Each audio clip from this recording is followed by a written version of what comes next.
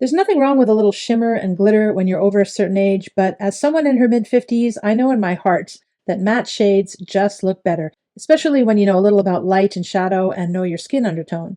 This palette is called Concrete, and I'm guessing it's more appropriate for people with neutral to cool undertones. With a name like Concrete, you can expect grays, but there are a lot of brown tones in here too.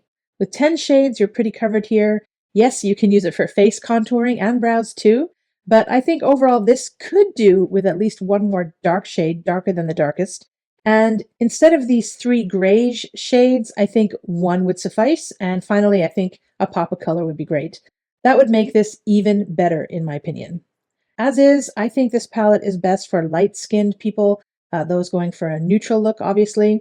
The texture is a pressed powder formula. Applied with a brush, the shadows generally blend pretty easily and layer well, which is helpful if you like building up color gradually instead of getting a strong payoff immediately.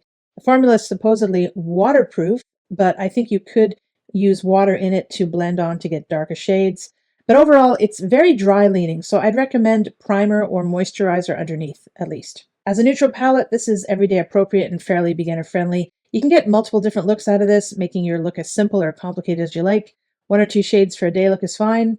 Personally, I most often use 3, maybe 4, but since there's not a lot of contrast in these colors, I prefer to keep it simple. This darker shade I use every time, but less of it at the outer edges. You can do a quick everyday look with just 1 or 2 shades.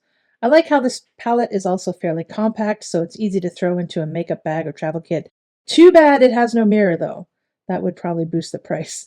As is often the case with most eyeshadow palettes, the pigmentation and texture varies a bit depending on the color, but you'll soon figure that out and layer more when you need to. Overall, this is an everyday winner for me with highly wearable shades, and the price is right. Recommend.